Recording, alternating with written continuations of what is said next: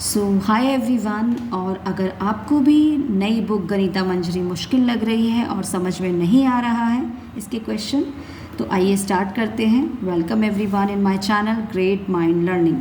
और आज हम कर रहे हैं exercise 1.1 chapter 1। Okay, so exercise 1.1 का पहला क्वेश्चन है आपका, this is a layout of a room, figure represent Rayan's room with points OABC। ये रेयान एक बच्चा है जिसके कमरे का लेआउट हमें दिया है, जिसमें पॉइंट्स है हमारे 4 कॉर्नर को इन्होंने नाम दिया है OABC। ठीक है, ये डायग्राम में। और आपको पता है वेयर एक्स एक्सिस और Y axis meet that is called origin, और ओरिजिन के कोऑर्डिनेट हमेशा होते हैं 0 0। ए के कोऑर्डिनेट क्या होंगे? कोऑर्डिनेट पढ़ना मैंने आपको लास्ट वीडियो में सिखाया था कि एक्स एक्सिस पर वो कितना डिस्टेंस कवर कर रहा है। तो हमेशा जब भी हम कोऑर्डिनेट लिखते हैं पहले एक्स एक्सिस लिखते हैं फिर वाई एक्सिस। तो क्योंकि एक्स एक्सिस पर ये 12 यूनिट डिस्टेंस कवर कर रहा है तो एक्स एक्सिस की जगह हमने 12 लिखा, और क्योंकि वाई एक्सिस पर ये ऊपर बढ़ा ही नहीं तो उसकी जगह आ गया 0। अब आप बी के कोऑर्डिनेट देखो, एक्स एक्सिस पर बी का कितना डिस्टेंस है? तो बी का डिस्टेंस एक्स एक्सिस पर 12 है, और वाई पर वो कितना ऊपर गया है? ये 10 तक गया है, तो इसके कोऑर्डिनेट हो गए 12 10। इसी तरह सी के कोऑर्डिनेट देखो आप, सी कहाँ पर है? सी एक्चुअली ओरिजिन के बिल्कुल ऊपर है, तो अगर x की वैल्यू लिखेंगे तो 0, और y एक्सिस पर कितना ऊपर चढ़ा है? वो 10, तो कोऑर्डिनेट हो गए 0 10। अभी हमने बेसिकली ये चारों कॉर्नर्स के कोऑर्डिनेट जान लिए। अब हम क्वेश्चन के हिसाब से कोऑर्डिनेट्स पढ़ना सीखेंगे। ठीक है, तो पहला क्वेश्चन देखो आप, if D1 R1 denotes the door to Rayan's room. ये फिगर में D1 R1 है जो डोर को रिप्रेजेंट कर रहा है रेयान के रूम को। तो इसने हमसे पूछा है what is it's distance from the left boundary. Left boundary है जो लेफ़्ट वॉल है उससे इस डोर का डिस्टेंस कितना है? तो देखो दो तरीके हैं, एक तो आप सीधा सीधा ग्राफ पढ़कर कैलकुलेट कर सकते हो। तो डोर कहाँ पर है? अगर आप पढ़ना जा रहे हो तो 1 2 3 4 5 6 7 और ये 8, यानी कि डिस्टेंस आप आंसर में क्या लिखोगे? Distance from the left boundary wall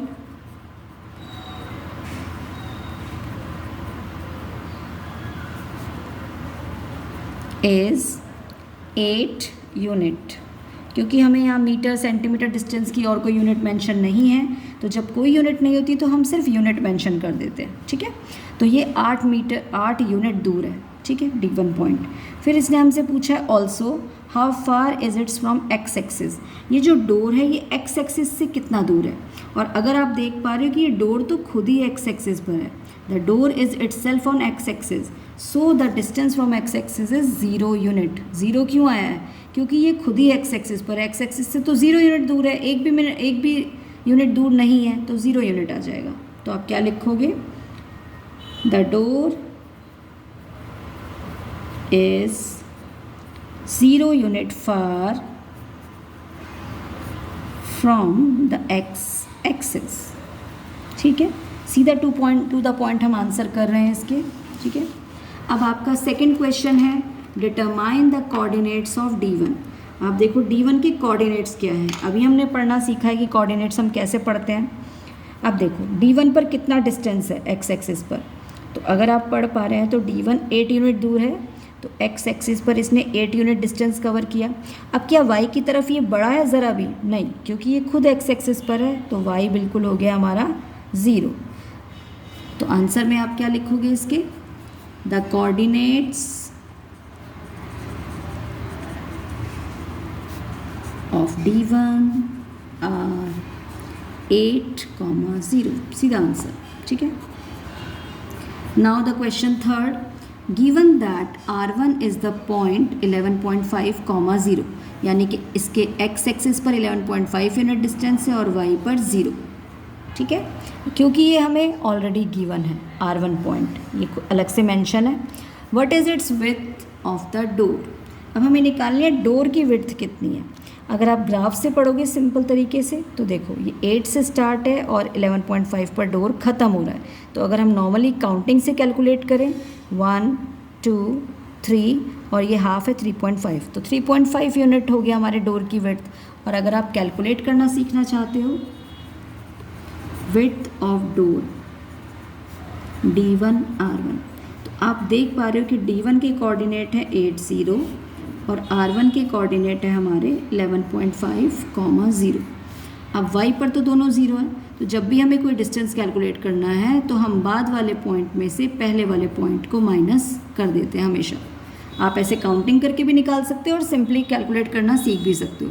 तो 11.5 में से जब हम माइनस करेंगे, 5 में से 0 गया 5, पॉइंट की जगह पॉइंट, और 11 में से 8 गया 3.5 यूनिट।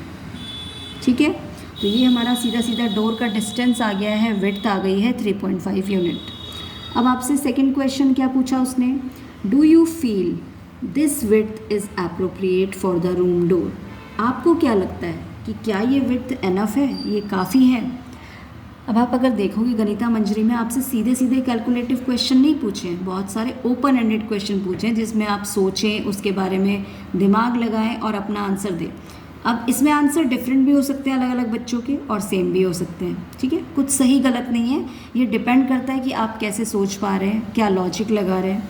तो अगर हम देखें विड्थ एनफ है या नहीं, तो आप देखो इस रूम के अंदर आपको बहुत सारी चीज़ें दिख रही है। जैसे आपको सबसे पहले बेड दिख रहा है। अब बेड ऑब्वियसली काफ़ी बड़े साइज़ का ही होता है। ठीक है, जब वो इस डोर से अंदर जा सकता है, इसका मतलब विड्थ एप्रोप्रिएट है। तो आप सीधा सीधा लिख दीजिए येस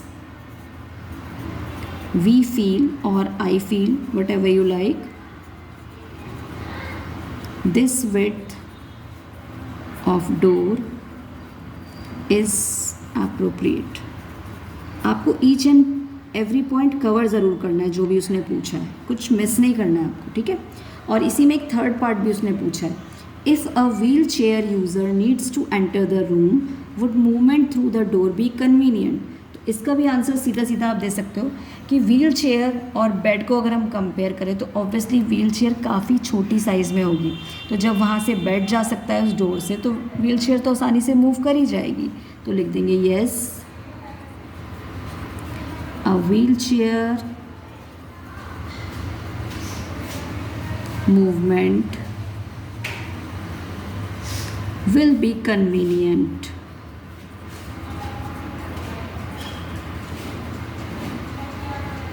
सीधा टू द पॉइंट आंसर लिखना है हमें, लेकिन हर पॉइंट को कवर ज़रूर करना है। अब हमारा लास्ट क्वेश्चन है इस एक्सरसाइज का, इफ़ B1 के कोऑर्डिनेट्स आपको दिए हैं, B2 के कोऑर्डिनेट्स भी आपको मेंशन है। देखो यहाँ डायग्राम में देखो, ये आपका B1 पॉइंट है जिसके कोऑर्डिनेट्स हैं 0, 1.5, यानी कि x एक्सिस पर ये बिल्कुल 0 पर है, और y पर कितना चढ़ा है, ये 1.5 के अराउंड। इसी तरह अगर B2 पॉइंट आप देखो तो B2 पॉइंट भी बिल्कुल ओरिजिन के ऊपर ही है, तो 0 हो गया x एक्सिस, और y पे कितना डिस्टेंस कवर किया है इसने, 4 यूनिट। तो इसके पॉइंट हो गए 0, 4। Represent the ends of the bathroom door. अब ये रियान के रूम में बाथरूम है और बाथरूम का डोर है, नैरोअर और wider than the room door. अब ये पूछा नैरोअर मतलब जो थोड़ा कम चौड़ा होता है, कम ब्रॉड होता है, और वाइडर मतलब ब्रॉड है। तो वो पूछ रहा है कि रूम के डोर को और बाथरूम के डोर को कंपेयर करो और बताओ कि जो बाथरूम का डोर है वो नैरोअर है या वाइडर है। तो सेम आप पहले डिस्टेंस कैलकुलेट कर लो। आपको दोनों पॉइंट मेंशन किए हैं यहाँ पे बाथरूम डोर के।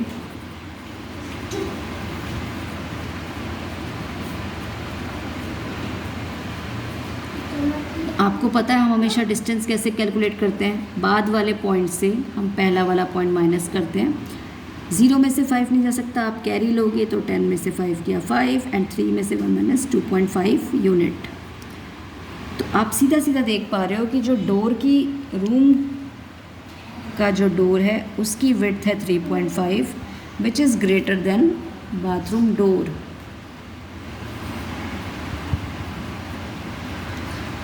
तो इसका मतलब bathroom door is narrower. I hope आप सभी को each and every question clear हो गया होगा, और अगर वीडियो आपको यूज़फुल लग रही है और क्वेश्चंस आपको समझ आ रहे हैं तो वीडियो को लाइक करें और चैनल को सब्सक्राइब करें, और बेल आइकन को भी प्रेस करें ताकि नेक्स्ट वीडियो आपको जैसे ही अपलोड हो वैसे ही आपके पास आ जाए और आप आसानी से अपने क्वेश्चंस कवर कर सकें। इसके अलावा आपको कोई डिफ़िकल्टी है, कुछ समझ नहीं आया, तो आप कमेंट सेक्शन में कमेंट भी कर सकते हो और मुझसे पूछ सकते हो। Thank you so much everyone.